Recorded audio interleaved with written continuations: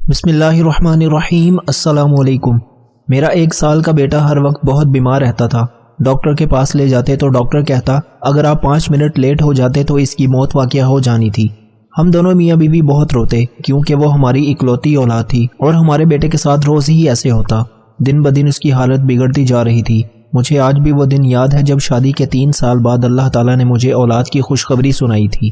میرے پہلو میں موجود ننھا منھا سا وجود ہنستا مسکراتا تو مجھے زندگی کا احساس ہوتا۔ میں اپنے بیٹے کو پا کر بہت خوش تھی۔ میرے شوہر کی خوشی کا تو کوئی ٹھکانہ نہ تھا۔ ساس میرے واری صدقے جاتی تھی لیکن یہ خوشی مجھے زیادہ دیر خوش نہ کر سکی کیونکہ میرے بیٹے کی پیدائش کے بعد میری ساس بری طرح بیمار پڑ گئی۔ ہمارے گھر کا سارا کام ہماری کام والی رضیہ پر آن پڑا تھا۔ ہم لوگ تو جیسے اس کے محتاج ہی ہو کر رہ گئے تھے۔ میں بستر سے ہل نہ سکتی اور میری ساس کی بیماری نے انہیں عاجز کر رکھا تھا۔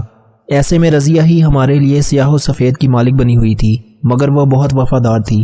ہم ساس بہو کی خدمت خوب کرتی، ہر کام وقت پر کرتی۔ جب میرا بیٹا 1 سال کا ہوا تو اچانک بہت بیمار ہو گیا۔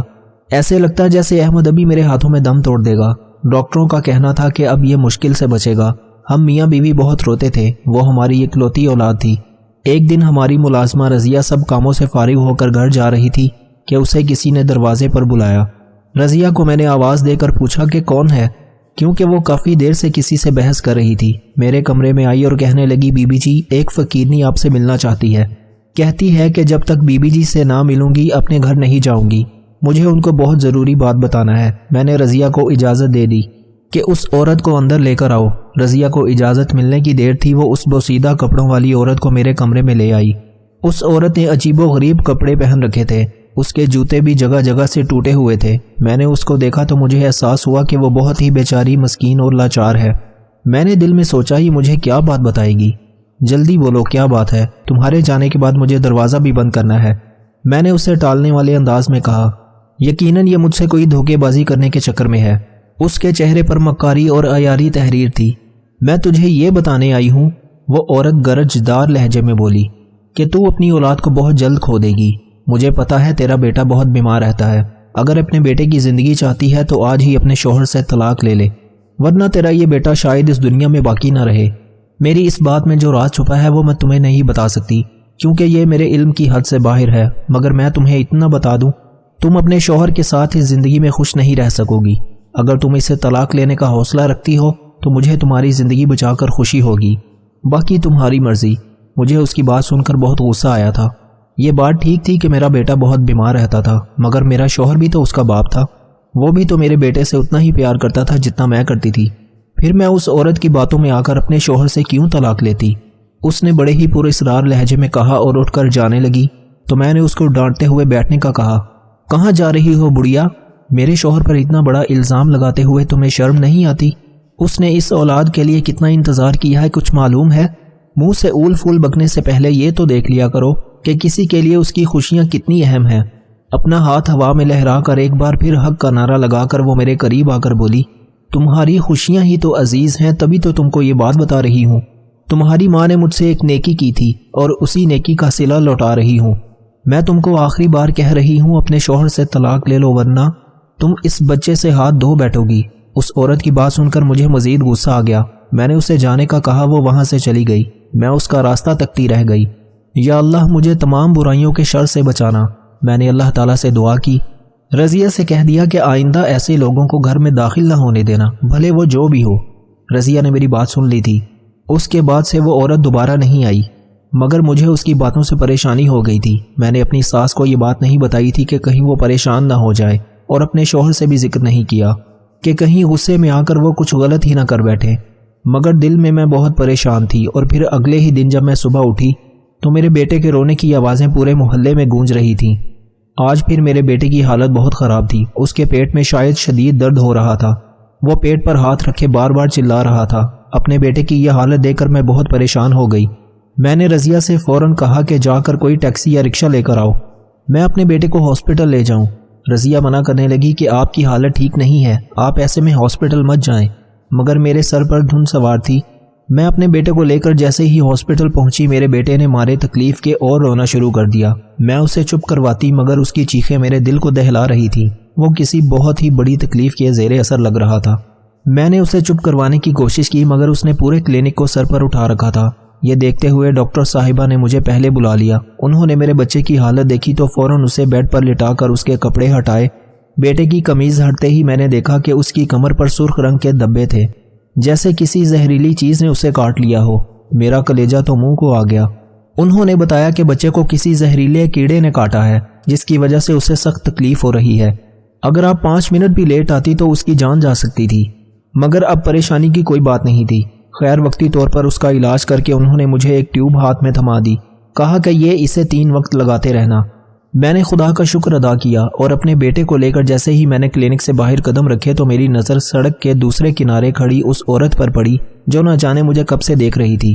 لیکن جب میری نظر اس پر پڑی تو میں یہ دیکھتے ہی ٹھٹک گئی کہ یہ تو وہی فقیرنی تھی جو اس دن میرے گھر آئی تھی۔ میں نے دیکھا وہ بغور مجھے دیکھ رہی تھی اور پھر میرے کچھ کہنے سے پہلے ہی وہ سڑک پار کرتی میرے پاس آ گئی۔ میرے بیٹے کو تکلیف میں دیکھ کر اس کے چہرے پر ایک مکار سی ہنسی آ گئی اور وہ اپنا ہاتھ ہوا میں لہراتے ہوئے بولی، میں نے کہا تھا نا اپنے شوہر سے طلاق لے لے، اب تو دیکھ لینا 3 دن میں تیرے بچے کو کیسی کیسی تکلیف ہوتی ہے اور یہ کہاں سے کہاں پہنچ جائے گا۔ اس نے زمین سے آسمان کی طرف اشارہ کرتے ہوئے کہا تو میرا دل زور زور سے دھڑکنے لگا۔ میرا بیٹا پہلے بھی بہت بیمار رہتا تھا، میں اسے مزید تکلیف نہیں دینا چاہتی تھی۔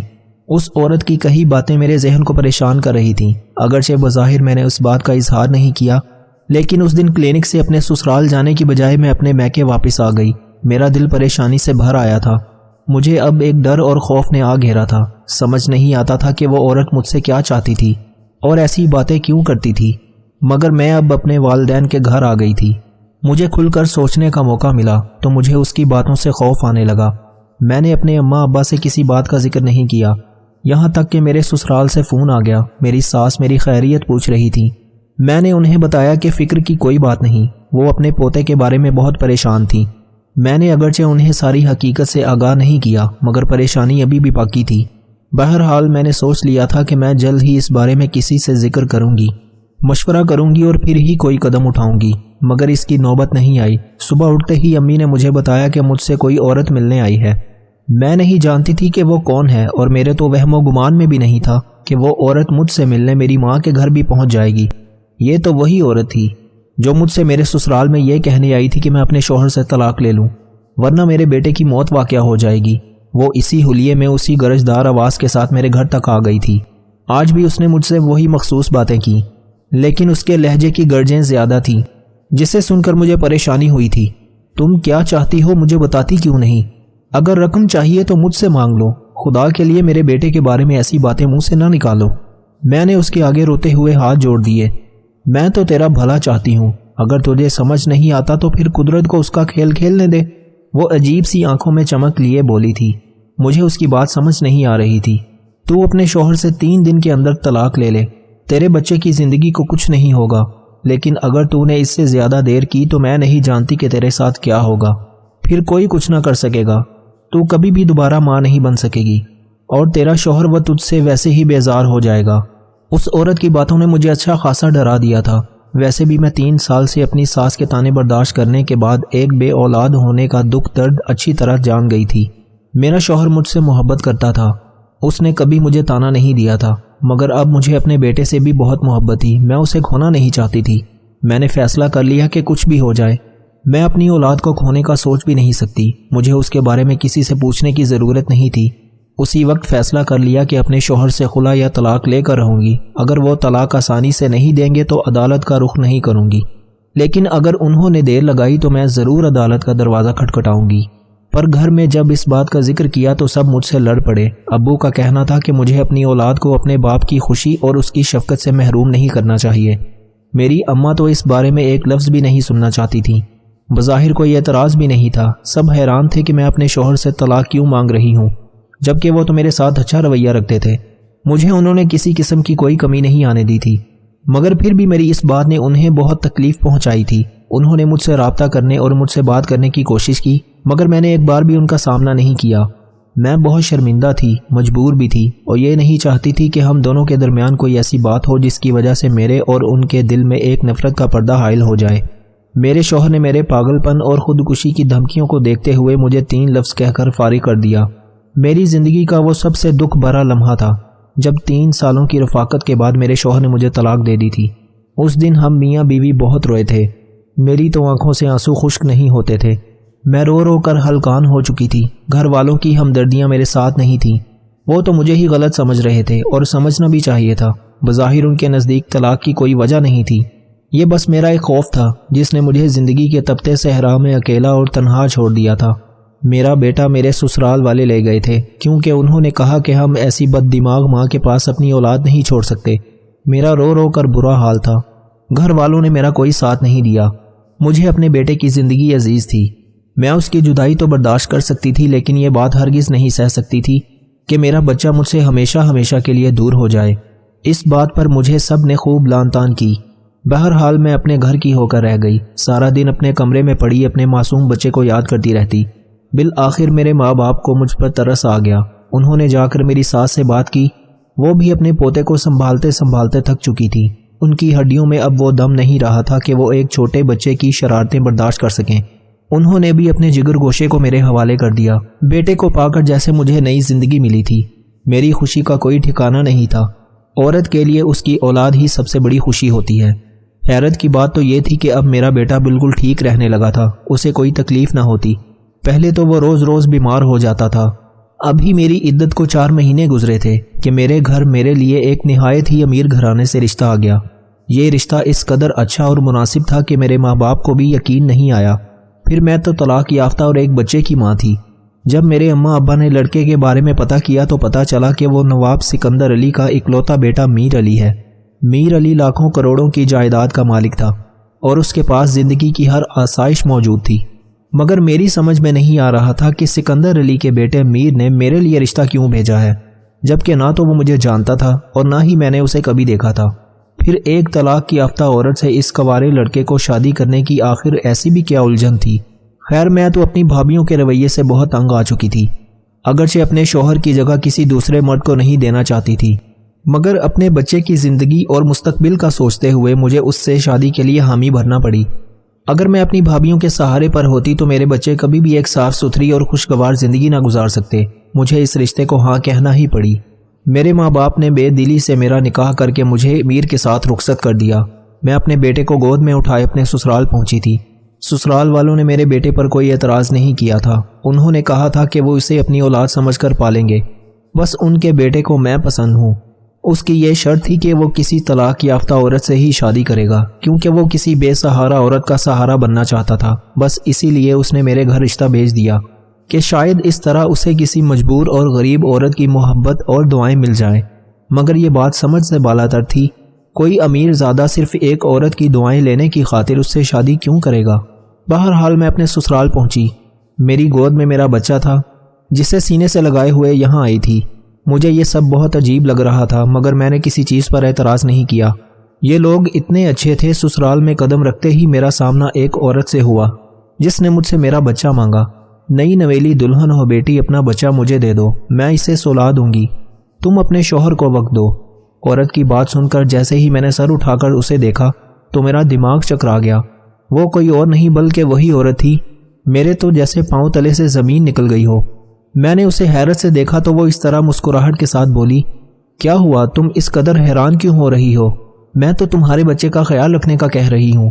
مجھے اپنی آنکھوں پر یقین نہیں آیا۔ پھر میری ساس نے خود ہی اسے میرے بچے کو لے کر اس عورت کو دے دیا۔ وہ عورت بچہ لے کر دوسرے کمرے میں چلی گئی۔ میرا دل زور زور سے دھڑک رہا تھا۔ مجھے یہ بات ہضم نہیں ہو رہی تھی کہ میرا بیٹا پوری رات کسی اور عورت کی آغوش میں رہے، کیا پتہ وہ اس کا خیال رکھے یا نہ رکھے۔ یہ سوچ کر ہی دل ڈول رہا تھا، مگر سب کے تسلی دینے پر میں خاموش رہی۔ صبح اسی عورت نے میرا بچہ میرے حوالے کر دیا۔ اب میں ساری حقیقت جاننا چاہتی تھی کہ وہ کون ہے اور اس کا میرے اس گھر سے کیا تعلق ہے، وہ کبھی میرا پیچھا بھی چھوڑے گی یا نہیں۔ لیکن مجھے اس سے یہ سب کچھ پوچھنے کا موقع نہیں ملا۔ اگلے ہی دن وہ اس گھر سے غائب ہو گئی۔ میں نے سب سے اس عورت کے بارے میں پوچھا، سبھی نے مجھے مختلف باتیں بتائیں۔ کوئی کہتا کہ یہ اماں حاجن ہے، کبھی کبھی آتی ہے اور کچھ دن یہاں رہ کر چلی جاتی ہے، وہ یہاں کی پرانی خادمہ ہے اور میرے شوہر سے اس کی خاص عقیدت تھی۔ میرے شوہر اس کو اپنی پیر و مرشد مانتے تھے اور اپنے ہر کام کے لیے اسی اماں سے دعا کرواتے تھے۔ خیر کچھ باتیں تو میری سمجھ میں آ گئی تھیں، مگر میرے بچے کا بیمار ہونا، پھر میری طلاق اور پھر اس شادی سے اس عورت کا تعلق سمجھ نہیں آ رہا تھا۔ اس کے جانے کے بعد میں بھی یہ بات بھول گئی۔ 2-3 سالوں میں مزید 2 بچوں کی ماں بن گئی۔ میرا شوہر میرا بہت خیال رکھتا، میری ہر خواہش منہ سے نکلنے سے پہلے ہی پوری کر دیتا۔ میں بھی اس کی شکر گزار تھی کہ اس نے مجھ جیسی عورت کو سہارا دیا۔ میں اس کا خیال رکھتی، اس کے احسان تلے دبی رہتی، مگر اس کی محبت ہی کہ کم نہ ہوتی۔ میں خود کو خوش قسمت ترین عورت تصور کرتی، مگر ایک دن ایسا واقعہ ہوا جس نے میرے دل میں میرے شوہر کی محبت کو نفرت اور ظلم کے احساس سے دبا دیا۔ میر صبح ہی اپنی زمینیں دیکھنے کھیتوں میں گئے، تب کسی نے ان پر حملہ کر دیا۔ حملہ اس قدر شدید ہوا کہ ان کے بچنے کا کوئی چانس نہیں تھا۔ زندگی کی آخری سانسیں لیتے ہوئے جب وہ ہاسپٹل پہنچائے گئے تو ان کی چند گنی چنی سانسیں باقی رہ گئی تھیں۔ وہ شدید زخمی ہو چکے تھے، ان کے بچنے کے کوئی امکانات نہیں تھے، صرف زندگی کے چند گھنٹے باقی تھے۔ جب میں انہیں دیکھنے گئی تو وہ میرا ہی نام لے رہے تھے، مجھ سے کچھ کہنا چاہتے تھے۔ ڈاکٹر کی اجازت کے بعد جب میں میر کے کمرے میں پہنچی تو ان کی آنکھوں میں آنسو تھے، ہاتھ جڑے ہوئے تھے۔ وہ ٹھیک طرح سے بات بھی نہیں کر پا رہے تھے، مگر مجھ سے معافی مانگنے والے انداز میں ہاتھ جوڑے ہوئے تھے۔ میرے جاتے ہی ان کی آنکھوں میں آنسو آ گئے اور وہ روتے روتے مجھ سے کہنے لگے، مجھے معاف کر دو، میں نے تمہاری زندگی میں بہت زہر گھولا ہے، میں ہی تمہاری خوشیوں کا قاتل ہوں، مگر کیا کروں، تم مجھے پسند آ گئی تھی۔ قدرت کا کھیل تو دیکھو، اسی ہاسپٹل میں نے تمہیں پہلی بار دیکھا تھا اور میں تم پر دل ہار بیٹھا تھا۔ جب تمہارا پتہ کروایا تو پتہ چلا کہ تم شادی شدہ ہو اور ایک بچے کی ماں ہو۔ تمہیں تمہارے شوہر سے جدا کرنے کا ایک ہی راستہ تھا۔ میں نے تمہارے بیٹے پر جادو کرا دیا، جس کے زیر اثر وہ ہر وقت بیمار رہنے لگا، اور پھر میں نے ہی اماں حاجن کو تمہیں ڈرانے دھمکانے بھیجا تھا۔ کسی بھی قیمت پر میں تمہیں حاصل کرنا چاہتا تھا، اور تم نے اماں حاجن کی باتیں سچ جان کر اپنے شوہر سے طلاق لے لی۔ اس دن میں بہت خوش ہوا تھا، مگر آج میرا حال دیکھو، خدا کے لیے مجھے معاف کر دو، میں تم سے بے پناہ محبت کرتا ہوں۔ انہوں نے روتے روتے ہاتھ جوڑ دیے، جبکہ میری آنکھوں سے دکھ، غصے اور غم کے آنسو نکلنے لگے تھے۔ میں سوچ بھی نہیں سکتی تھی کہ اس معصوم چہرے کے پیچھے اتنی بھیانک حقیقت چھپی ہے۔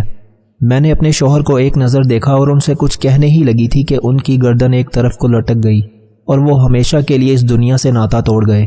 میں تو ان سے نفرت بھی نہ کر سکی، ان سے اس بات کا بدلہ بھی نہ لے سکی اور گلہ بھی نہیں کر سکی تھی۔ مرنے والوں کے لیے صرف دعا کرنی چاہیے، مگر اماں حاجن کو میں کبھی معاف نہیں کروں گی، کیونکہ انہوں نے میری زندگی میں جو زہر گھولا تھا اس کی کڑواہٹ اب تک میری یادوں میں موجود ہے، اور میرے شوہر نے جو کیا تھا اسے تو اس کی سزا مل گئی تھی۔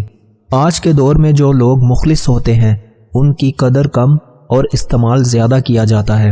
ہمیشہ صدقہ اسی کی مصیبت کو دور کرتا ہے جس کو صدقہ نکالنا مصیبت نہیں لگتا۔ کچھ لوگ اپنی ٹانگوں سے چلنے پھرنے کا کام کم اور دوسروں کے معاملے کے اندر ٹانگیں اڑانے کا کام زیادہ کرتے ہیں۔ اگر لوگ اپنے سے امیر کو دیکھ کر شکوے کرنے کی بجائے اپنے سے غریب کو دیکھ کر رب کریم کا شکر ادا کرنے لگیں تو بہت سی پریشانیاں دور ہو سکتی ہیں۔ اگر گناہ نہیں چھوٹ رہے تو توبہ بھی مت چھوڑنا، انشاءاللہ توبہ کرنے کی برکت سے گناہ بھی چھوٹ جائیں گے۔ انسان اگر اپنی زبان کی پھیلائی ہوئی مصیبتوں کا جائزہ لے تو اسے معلوم ہوگا کہ خاموشی کے اندر کتنی راحت ہے۔ اس دنیا کے لباسوں میں سب سے خوبصورت لباس حیا کا ہے۔ کھانا کھاتے ہوئے اور نیند میں اگر چھینک آ جائے تو سمجھ جائیں کہ آپ دولت سے مالا مال ہونے والے ہو۔ عزت کے ساتھ اپنی جگہ پر تنہا کھڑے رہنا ایسے ساتھ سے بہتر ہے جو تمہاری عزت کچل ڈالے۔ اس جہاں میں آنے کی خبر 9 مہینے پہلے ہی پتہ لگ جاتی ہے، اور جہاں سے جانے کی خبر 9 سیکنڈ پہلے بھی پتہ نہیں لگتی، لہٰذا احتیاط ضرور کرو۔ کسی کا حق نہ کھانا اور لوگوں کے پیچھے باتیں کرنا چھوڑ دو۔ انسان اتنا مجبور نہیں ہوتا جتنا لوگ مجبور بنا دیتے ہیں۔ اگر تم سے غلطیاں ہو رہی ہیں تو یہ اس بات کا ثبوت ہے کہ تم خوب کوشش کر رہے ہو۔ انسان کپڑے جتنے مرضی مہنگے پہن لے، مگر انسان کی گفتگو کا انداز بتا دیتا ہے کہ انسان کتنا سستا ہے یا قیمتی۔ پریشانی اور زندگی میں بے سکونی کی ایک وجہ یہ بھی ہے کہ انسان اپنے دکھوں کا ذکر رب کریم کی بجائے ان نالائق لوگوں سے کرتا ہے۔ ممکن ہے کہ اس بات پر میں غلط ہوں، پر میرا ایک تجربہ ہے، غربت انسان کے رشتوں اور تعلقات کو کمزور کر دیتی ہے۔ 2 طریقوں سے چیزیں دیکھنے میں چھوٹی نظر آتی ہیں، ایک غرور سے اور دوسرا دور سے۔ قرضے کا 1 روپیہ واپس کرنا 1000 روپے صدقہ دینے سے بہتر ہے۔ شک ایک ایسی بیماری ہے جو انسان کا سکون ختم کر دیتی ہے۔ دنیا والوں کی خفیہ سازشوں سے بالکل پریشان نہ ہونا کیونکہ رب کریم کی تدبیر اور چاہت سب پر بھاری ہے۔ کسی جاہل آدمی کو دلیلیں دینا خود کو ذلیل کرنے کے برابر ہے۔ دوسروں کی خامیاں کمزوریاں ڈھونڈنے والے تو بہت ہیں اس معاشرے میں، آپ لوگوں کی اچھائیوں کے اوپر نظر رکھنے والے بن جاؤ۔ تمہارے لہجے کے اندر نرمی ہو تو الفاظ شفا ہوتے ہیں۔ کوئی چاہے کتنی ہی ناانصافی کر لے، مگر آخر کے اندر انصاف تو رب کریم کی ذات نہیں کرنا ہے۔ لوگوں کو کام تو پڑنے دو، یہ گلاب جامن کی طرح میٹھے ہو جاتے ہیں۔ کسی انسان کو بغیر نقصان پہنچائے، بغیر کسی کو بدنام کیے، بغیر کسی سے حسد کیے اور بغیر کسی سے الجھے ان سے آگے نکل جانے کا نام ہنر ہے۔ چراغ سے نہ پوچھنا کہ تیل کتنا ہے اور نہ سانس سے پوچھنا کہ باقی کھیل کتنا ہے۔ پوچھنا ہے تو صرف کفن کے اندر سوئے ہوئے انسانوں سے پوچھو کہ عمل زندگی کے اندر ہو تو قبر میں سکون کتنا ہے۔ انسان کے اندر معیار ہونا چاہیے، غرور تو ہر 2 ٹکے کے آدمی کے اندر ہوتا ہے۔